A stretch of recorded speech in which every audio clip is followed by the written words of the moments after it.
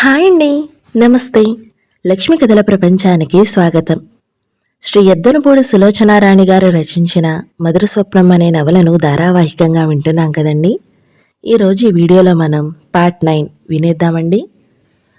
School వార్షికోత్సవం బాగానే జరిగింది. రాధ పిల్లలకి బాగానే ట్రైనింగ్ ఇచ్చినట్టుంది. పిల్లలందరూ భక్త ప్రహ్లాద నాటకం బాగానే వేశారు.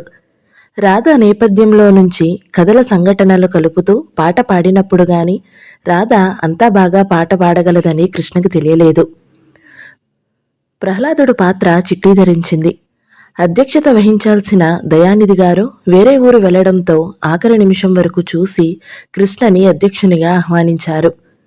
కృష్ణ రాధని పిల్లల్ని ప్రశంసిస్తుంటే ప్రేక్షకుల్లో నుంచి గిరి స్నేహితులు ఇల్లలు వేశారు. సీతాలు వచ్చి పాముని వాళ్ల మీదకి విసిరి హడలెత్తించింది. ప్రోగ్రాం అంతా అయ్యి స్కూల్కి తాళాలు వేసే వరకు కృష్ణ వెంట ఉన్నాడు. ఇంటికి తిరిగి వస్తుంటే కృష్ణ రాధని అభినందిస్తూ మీ ఓపికకి మెచ్చుకోవాలి సుమా అన్నాడు. ఎందుకలా? ఆ పిల్లలతో అలా నటింపచేయడం అంటే మాటలు కాదు. శ్రద్ధ ఉంటే ఏదైనా చేయగలుగుతాం.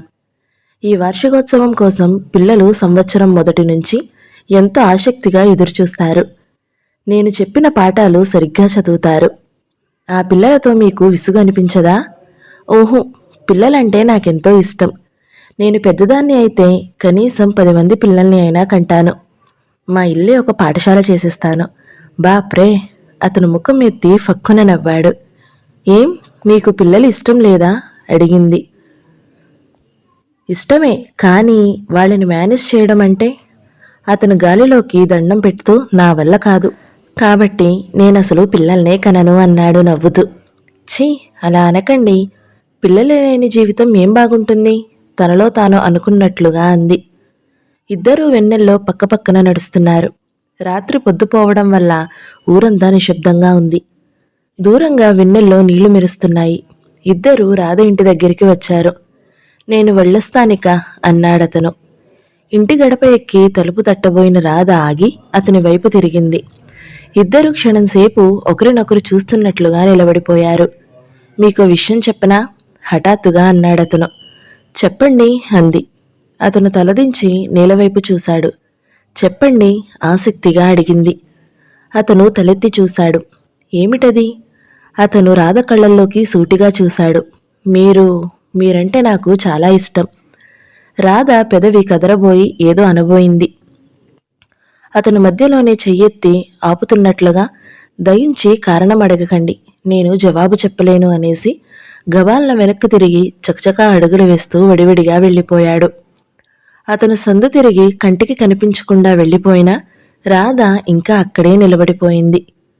రాధకి అతను వెళ్ళినట్లు లేదు, ఇంకా ఎదురుగా నిలబడినట్టే ఉంది. మీరంటే నాకు చాలా ఇష్టం. రాధ దిమ్మెరపోయినట్లు చూస్తుంది. అందులో విశేషమేముంది? ఓహో, ఉంది, చాలా ఉంది. ఆ మాటల్లో విద్యుత్తుందా? ఓహో, మాటల్లో లేదు. ఈ వెన్నెల్లో ఏదో ఉండి ఉంటుంది. మీరంటే నాకు చాలా ఇష్టం. ఆ మాటలు తీయగా ఉన్నాయి. తీపి కూడా అంత రుచిగా ఉండదేమో. మామిడి పండు తీపి కూడా తక్కువేనేమో. అసలు వెన్నెలేమిటి ఇంత అద్భుతంగా ఉంది? వెన్నెల ఇంత బాగుంటుండం తనకు ఇంతవరకు ఎన్నడూ చూడనేలేదు. శరీరం ఏంటి ఇంత తేలికగా ఉంది? ఆ వెన్నెల్లో కిరణం మారిపోవాలని అనిపిస్తుంది. ఈ సన్నటి గాలిలో ఒక తరంగం అయిపోవాలని అనిపిస్తుంది. ఇదేమిటి? తనకేమైంది? ఏమిటో మత్తుగా ఉంది. ప్రాణం తేలిపోతుంది. మాటల చప్పుడు విని తల్లి వచ్చి తలుపు తీసేసరికి రాధ గుమ్మానికి తల ఆనించి చేరగిలబడి నిలబడి వివశురాలు అయినట్టుగా చూస్తుంది. అదేమిటి? మాటా పలుకు లేకుండా అలా నిలబడ్డావు? నిలబడి నిద్రపోతున్నావా ఏమిటి? తల్లి కుదుపుతూ అడిగింది. ఆ? రాధ కలలో నడుస్తున్న మనిషిలా లోపలికి వచ్చింది. రాధ వచ్చి మంచం మీద పడుకుంది. దిండు మీద తల ఆనించి పైకప్పుకేసి చూస్తుంది. గదిలోకి ఎవరో వచ్చినా అలికిడి అయింది. కృష్ణ వచ్చాడు. దిగ్గున లేచికొచ్చింది.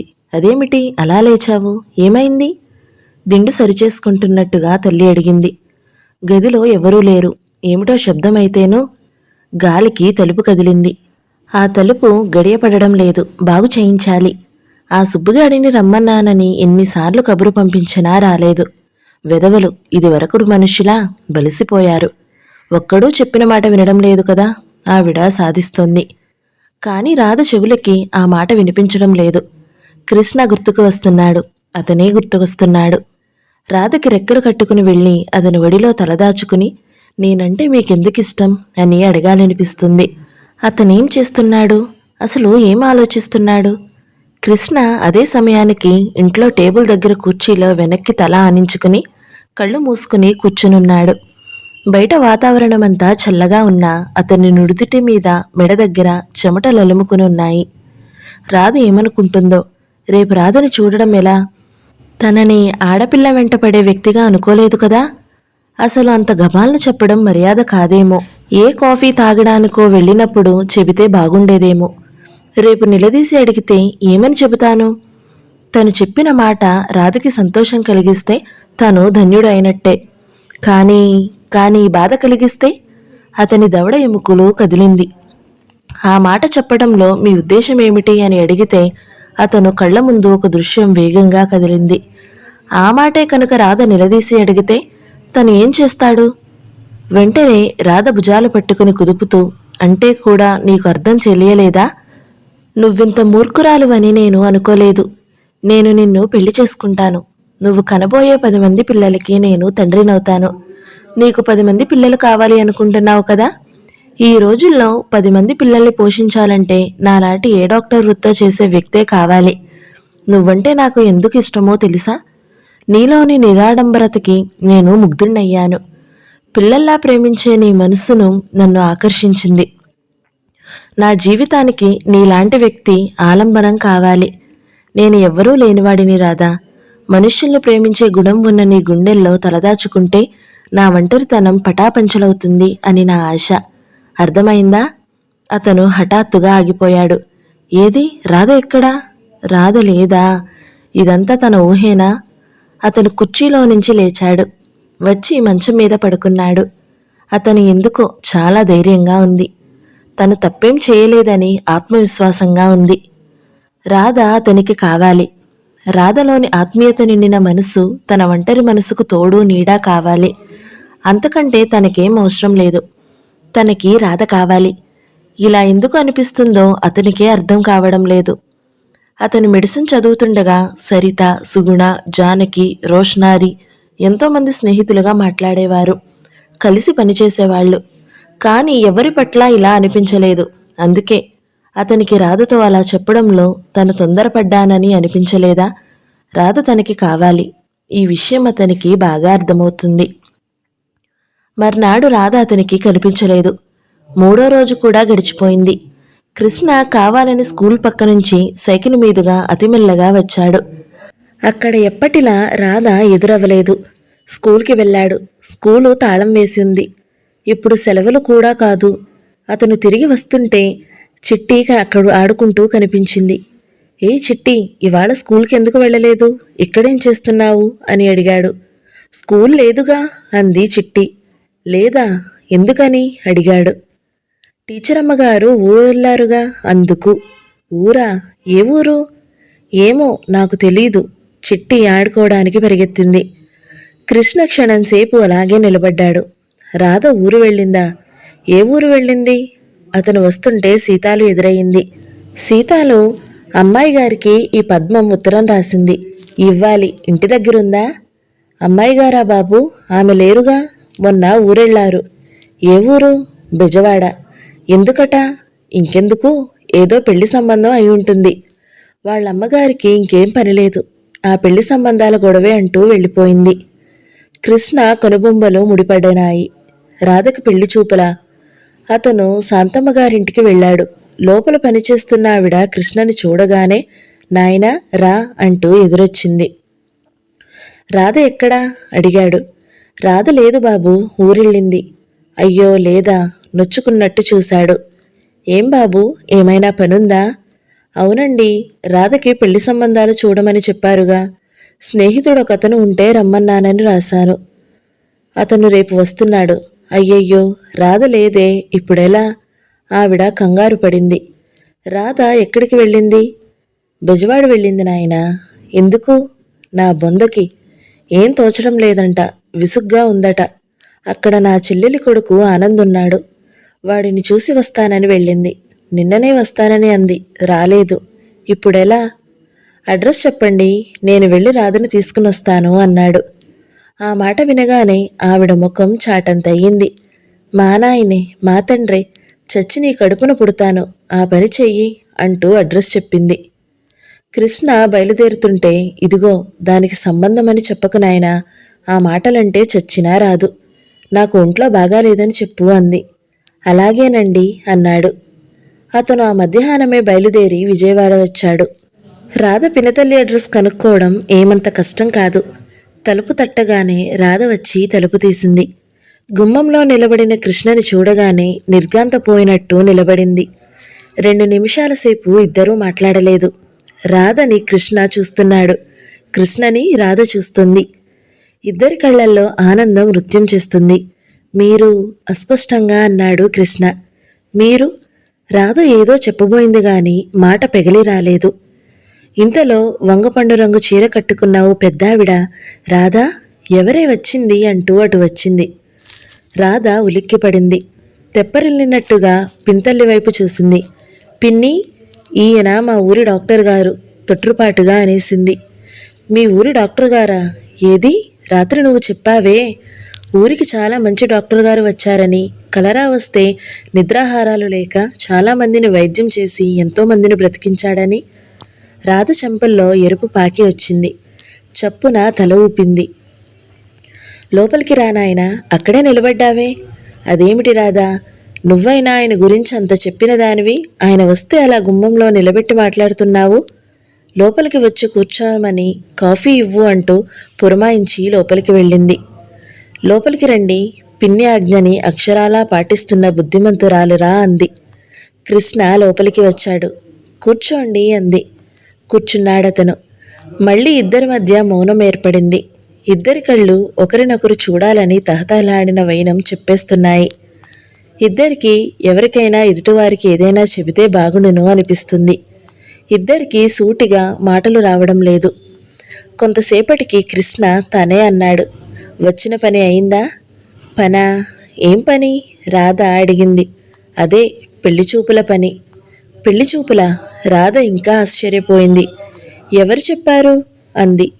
ఎవరో చెప్పాలా, నాకే తెలిసింది అన్నాడతను. ఓహో, రాధ గిరుక్కున తిరిగి లోపలికి వెళ్ళిపోయింది. అతని మనస్సు చివుక్కుమంది. అతను అంత కాని మాట ఏమన్నాడని ఆ అమ్మాయి ఎలా వెళ్ళిపోయింది? లోపలికెళ్ళిన రాధ వెంటనే రాలేదు. మళ్ళీ అతనికి వెళ్ళిపోదామని అనిపించింది. రాధ తిరిగి వచ్చింది. చేతిలో కాఫీ గ్లాసు ఉంది. పిన్నిగారు కూడా వచ్చి, కాఫీ తాగునాయనా, మా రాధ చేతి కాఫీ అమృతంలా ఉంటుంది, ఏ అబ్బాయి చేసుకుంటాడో గాని మహా అదృష్టవంతుడు. అమ్మాయి రాధా, పక్కింటి పిన్నిగారి కోడలికి నొప్పులు వస్తున్నాయంట, నేను వెళ్ళి చూసొస్తాను, వంట పూర్తయింది, డాక్టర్ గారిని భోజనం చేసి వెళ్ళమను అని వెళ్ళిపోయింది. కృష్ణ కాఫీ తాగుతున్నాడు. అతను రాధనే చూస్తున్నాడు. ఏమిటి ఆలోచిస్తున్నారు అంది రాధ. మీ పిన్నిగారు అన్నమాట ఎంత కరెక్టా అని. ఏమిటది? మీరు చేసిన కాఫీ నిజంగా అమృతంలా ఉంది. రాబోయే అతను ఎవరో అదృష్టవంతుడు. చెంపలు ఎర్రబడగా రాధ కినుక్కును చూసింది. మీరు రాబోయే అమ్మాయి కూడా అదృష్టవంతురాలే అండి. నాకింత మంచి కాఫీ చేయడం రాదే మరి అన్నాడతను. కాఫీ ఎవరికి కావాలట? మీలాంటి మంచి డాక్టరు భర్తగా దొరకడమే అదృష్టం. పోనీ ఒక పని చేద్దామా? ఏమిటది? నేను పిన్నిగారు చెప్పిన మహా అదృష్టవంతుణ్ణి అయిపోతాను, మీరు అదృష్టవంతురాలు అయిపోండి. ఏమిటేమిటి మీరనేది? సరిగ్గా చెప్పరాదు రాధ తడబడుతూ అంది. అదే, ఇక్కడేమిటో నాకు గాలి సరిపోనట్టుగా ఉంది, ఊపిరాడడం లేదు, మాటలు సరిగ్గా రావడం లేదు, చెప్పాలనుకున్నది చెప్పలేకపోతున్నాను. మీరు పెళ్లిచూపులకని ఇక్కడికి వచ్చారేమో అనేసరికి నాకేమిటో అనిపించింది. అతను ఆగిపోయాడు. రాధ ఫక్కున నవ్వింది. అతను తలెత్తి చూసేసరికి రాధ కొంగు చాటు చేసుకుని నవ్వుతుంది. అరే, ఎందుకలా నవ్వుతారు? ఇంత పెద్ద డాక్టర్ గారు కూడా ఒక మామూలు అబ్బాయిలా ఆడపిల్లతో మాట్లాడడానికి తడబడుతుంటే అదే నాకు అర్థం కావడం లేదు. మీరెదురుగా ఉంటే నేను ఒక మామూలు మనిషిని అయిపోతానేమిటి? డాక్టర్ని అని గుర్తే ఉండదు. మీలో ఏదైనా మహత్యం ఉందేమో. ఇదిగో, ఇక లాభం లేదు. నేను సూటిగా అడిగేస్తున్నాను. రాధగారు, ఇంతలో హఠాత్తుగా లోపల గదిలో నుంచి ఏదో భళ్ళున శబ్దమైంది. మధు మధు అరుపులు వినిపించాయి. ఆ అరుపులు వినగానే రాధ చటుక్కున లోపలికి పరిగెత్తింది. లోపల నుంచి కేకలు వినిపిస్తున్నాయి. అది మామూలు కంఠం కాదు, తాగినవాడి గొంతు. రాధ మాటలు వినిపిస్తున్నాయి. కృష్ణ కంగారుగా లేచి లోపలికి వచ్చేశాడు. పరదా తొలగించుకుని ఆ పడక గదిలో లోపలికి అడుగుపెట్టి అతను అలాగే నిలబడిపోయాడు. అక్కడ దాదాపు కృష్ణ వయసు ఉన్న ఒక అతను ఉన్నాడు. మధు మధు అతను మంచానికేసి తలబాదుకుంటున్నాడు. అన్నయ్య అన్నయ్య. రాధ అతన్ని పొదివి పట్టుకుని అనునయించుకోవడానికి విశ్వ ప్రయత్నాలు చేస్తుంది. అతను రాధకి వశం కావడం లేదు. కానీ వెళ్ళడానికి చూస్తూ మళ్ళీ కాళ్లలో సత్తువు లేనట్టు తూలి పడిపోతున్నాడు. రాధన అతనిని ఆపలేకపోతుంది. కృష్ణ గబాలన ముందుకు వచ్చి ఆ యువకుణ్ణి పట్టుకున్నాడు. అతని గెడ్డం మాసి ఉంది. తాగిన వాసన గుప్పుమంటుంది. అతని కళ్ళు ఎర్రగా ఉన్నాయి. ఈ లోకంలో లేడతను. అది మెలకువ, నిద్రగాని మహాభయంకరమైన అవస్థ. మధు మధు ఎక్కడ నువ్వు? ఇలా అరుస్తున్నాడతను. వస్తుందన్నయ్య, వదిన ఇప్పుడే వస్తుంది అంది రాధ. వస్తుందా? మధు వస్తుందా? ఆశగా అడిగాడు. ఎందుకు రాదు? గుడికి వెళ్ళిన మనిషి తిరిగి రాదా ఏమిటి? అప్పటికే నీళ్లల్లో మందు కలిపి తెచ్చింది. చూడు చెమటలు ఎలా కారుతున్నాయో. ఈ మంచినీళ్లు కాసిని తాగు. అతని చేత బలవంతంగా తాగించింది.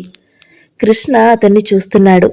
అతను ఆ తాగుడు చేతిలో కీలుబొమ్మ అయిపోయి చిక్కి శైల్యమైన అతని శరీరమే చెబుతుంది. 10 నిమిషాల్లో అతను నిలబడలేక జారిపోయాడు. అతని తల కింద దిండు సరిచేసి కిందకి వేలాడిన అతన్ని మంచం మీద పెట్టి రాధ యువతలికి వచ్చింది. ఎవరతను? కృష్ణ రాధతో నడుస్తూ అడిగాడు. మా పిన్ని కొడుకు రామ్నందన్. ఎందుకిలా అయ్యాడు? కర్మ, ఏ మనిషికి అలాంటి బాధ వద్దనిపిస్తుంది. కూర్చోండి. కృష్ణ కూర్చున్నాడు. రాధ అల్మారాలో నుంచి ఆల్బం ఒకటి తెచ్చి అతనికి చూపిస్తూ చెప్పింది. చూడండి, వీడు మా ఆనందేనంటే ఎవరైనా నమ్ముతారా? భగవంతుడు జీవితంలోకి కొందరిని ఎంత మహాభయంకరంగా శపిస్తాడో చూస్తుంటే చేసిన పాపం ఏమిటా అనిపిస్తుంది. మా అన్నయ్య 4 ఏళ్ల క్రితం వరకు విజయవాడలో పేరు మోసిన సర్జన్. ప్రాక్టీసు 3 పువ్వులు 6 కాయలుగా వర్ధిల్లింది. వాడి చెయ్యి చలవ గురించి అందరూ పొగిడిన వాళ్లే. అలాంటి అన్నయ్యకి ఏమైందో తెలుసా? ఏమైంది? అన్నయ్య మాధవి అనే అమ్మాయిని ప్రేమించి పెళ్లి చేసుకున్నాడు. ఇద్దరూ ఎంతో అన్యోన్యంగా నవ్వుతూ తుళ్ళుతూ ఉండేవాళ్లు. ఇవిగో చూడండి ఈ ఫోటోలు. ఆల్బం పేజీలు తిప్పుతూ చూపించింది. అందులో ఆనంద్తో పాటు ఇంకో అమ్మాయి ఉంది. ఆ అమ్మాయి చాలా అందంగా ఉంది. రాధ చెబుతుంది. అన్నయ్యని వదినని చూస్తుంటే నాకప్పుడు పెళ్లి చేసుకుంటే అలా ఒకరినొకరు ప్రేమించే పెళ్లి చేసుకోవాలి, మామూలు పెళ్లి చేసుకోకూడదు అనుకునేదాన్ని. ఇద్దరు ఒక్క క్షణం కూడా విడిచి ఉండేవాళ్లు కాదు. అన్నయ్య ఆపరేషన్ చేయడానికి వెళ్తుంటే వదిన బెస్ట్ ఆఫ్ లక్ చెప్పి పంపేది. ఆయన ఆపరేషన్ థియేటర్ నుంచి బయటికి రాగానే వేడి కాఫీతో చిరునవ్వుతో ఎదురొచ్చేది. వదిన చాలా మంచిది. అన్నయ్యని పేదలకి ఎక్కువ సాయం చేయమని చెప్పేది. మనం చాలా ఆనందంగా ఉన్నాం. మన వల్ల అందరికీ ఉపకారం జరగనీయండి అనేది. అన్నయ్య కూడా అక్షరాల అలాగే చేసేవాడు. వాళ్ల అనురాగ దాంపత్యం చూస్తుంటే అందరికీ ఈర్ష్యగా ఉండేది. వదినకి ఒకరోజు కడుపు నొప్పి వచ్చింది. అపెండిసైటిస్ అన్నారు. అన్నయ్య ఆపరేషన్కి సిద్ధం చేశాడు. ఎన్ని పెద్ద పెద్ద ఆపరేషన్లు అవలీలుగా చేసిన అన్నయ్యకి ఇంత చిన్న ఆపరేషన్ ఒక లెక్క? వదిన కూడా బాధని బిగబట్టుకుంటూ జోక్ చేసింది. ఆపరేషన్ థియేటర్లోకి వదినని తీసుకెళ్లారు. ఆపరేషన్ చేస్తుండగా ఏమైందో తెలియదు. అన్నయ్య హఠాత్తుగా బయటకొచ్చాడు. ఎవరెవరో డాక్టర్లు ఆతృతగా ఫోన్ చేశారు. అన్నయ్య ఒంటి నిండా చెమటలు కారిపోతున్నాయి.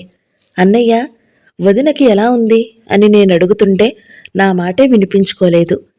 ఊరిలో పేరు మోసిన సర్జన్లిద్దరొచ్చారు. అయినా లాభం లేకపోయింది. వదినకి ఏమైందో తెలీదు. ఇంకో సర్జన్ రంగారావు గారు ఆపరేషన్ థియేటర్ నుంచి బయటికి వచ్చాడు. పిన్ని కంగారుగా ఆయనని కోడలికి ఎలా ఉంది అని అడిగితే ఆయన పిన్ని భుజం తట్టి మాధవి చాలా దురదృష్టవంతురాలు అన్నారు.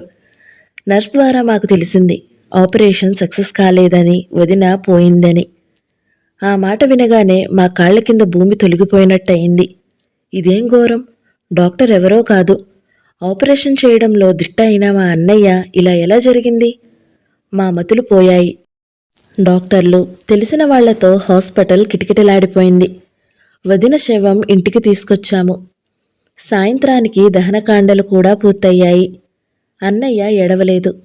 చాలా మౌనంగా, పాషాణంలా శూన్యంలోకి చూస్తున్నాడు. వారం రోజులు గడిచాయి. 10 రోజులయ్యాయి. నెల అయ్యింది. అన్నయ్య మామూలు మనిషి కాలేదు. హాస్పిటల్కి వెళ్ళిన రోగుల్ని చూసేవాడు కాదు. ఒక పేషెంట్ వచ్చాడు. అతనికి ఆపరేషన్ చేయాలి. అన్నయ్య తన వల్ల కాదని చెప్పాడు. డాక్టర్, మాకు పుత్రభిక్ష పెట్టండి, మీ మీద మాకు నమ్మకం ఉంది అని ఏడ్చారు వాళ్ళు. నా మీద నాకు నమ్మకం లేదు.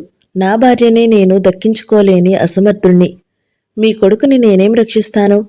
వేరే డాక్టర్ దగ్గరికి వెళ్ళండి అన్నాడు.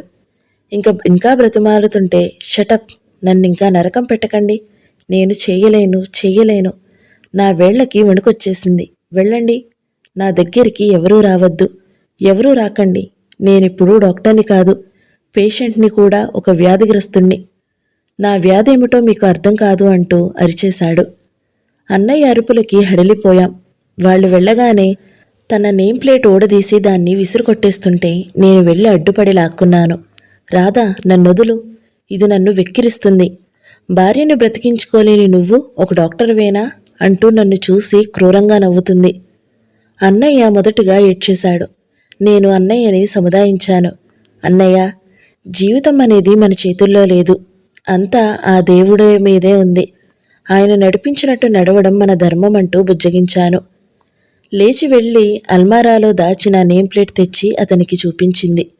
దాన్ని చూపిస్తుండగా రాధ కళ్ళ నిండా గిర్రున నీళ్లు తిరిగాయి.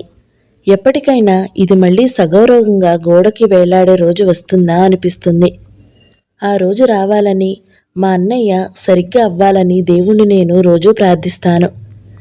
రాధ కళ్ళనీళ్లు తుడుచుకుంటూ చెప్పింది. వదిన పోయిన రోజు నుంచి అన్నయ్యకి నిద్రే లేదు. క్రమంగా తాగుడికి అలవాటు పడ్డాడు. ఇప్పటికీ గంటలు గంటలు ఆ మత్తులోనే ఉంటాడు. బయట ప్రపంచంతో వాడికి అసలు సంబంధమే లేదు. ఒంటి మీద ఏమాత్రం స్పృహ వచ్చినా మధు మధు అనే కేకలు వేస్తాడు. మేం వదిన బయటికి వెళ్ళిందని, వస్తుందని చెప్పి మభ్యపెడతాము. చూసారా అన్నయ్యని? ఫోటోలో దర్బాబులా ఎంత సంతోషంగా ఆరోగ్యంగా ఉన్నాడో. ఇప్పుడు చూడండి, బల్పంలా బికారిలా ఎలా ఉన్నాడో. కృష్ణ శ్రద్ధగా విన్నాడు. అతని గొంతులో కూడా ఏదో అడ్డుపడినట్టే అయింది. ఎంత భయంకర పరిస్థితి అనిపించింది. ఎంతమందికో ఉపకారం చేసి ప్రాణభిక్ష పెట్టాల్సిన వ్యక్తి జీవితంలో జరిగిన ఒక దురదృష్ట సంఘటన వల్ల ఇలా కృంగిపోవడం మరీ భయంకరమైన సంగతి. అతని మనసంతా ఆనంద పట్ల జాలితో, సానుభూతితో నిండిపోయింది. ఇంతలో పిన్నిగారు తిరిగి రానే వచ్చింది. అదేమిటి, అబ్బాయికి ఇంకా భోజనం పెట్టలేదు అంది. లేదు పిన్ని, ఏదో కబుర్లు చెబుతూ కూర్చుండిపోయాను అంది. రండి, నేను వడ్డిస్తాను అందావిడ. రాధ, కృష్ణ ఇద్దరూ పక్కపక్కన కూర్చుని భోజనం చేశారు. భోజనమైన తర్వాత కృష్ణ అన్నాడు, రాధా, ఆనంద్ని మన వెంట మన ఊరు తీసుకువెళ్దాం. రాధ అర్థం కానట్లు చూసింది. ఆనందని ఈ లోకంలోనికి తీసుకురావడానికి మనం ప్రయత్నం చేద్దాము. ఫలితం కోసం మనం ఆలోచించొద్దు. ఆ దేవుడి మీద భారం వేద్దాము. రాధ కళ్ళల్లోనికి ఎనలేని ఆనందం వచ్చింది. పింతల్లికి రాధ నచ్చజెప్పింది. ఆవిడ కృష్ణని చూస్తూ, నాయనా, నువ్వు చల్లగా 1000 ఏళ్లు పిల్లాపాపలతో కళకళలాడుతూ బ్రతకాలి అంది కన్నీళ్లతో. కృష్ణ రాధతో పాటు ఆనందిని తీసుకుని బయలుదేరాడు. మదర్ స్వప్నం 9వ భాగం సమాప్తం. ఈ వీడియో మీకు నచ్చినట్లయితే లైక్ చేయండి, షేర్ చేయండి.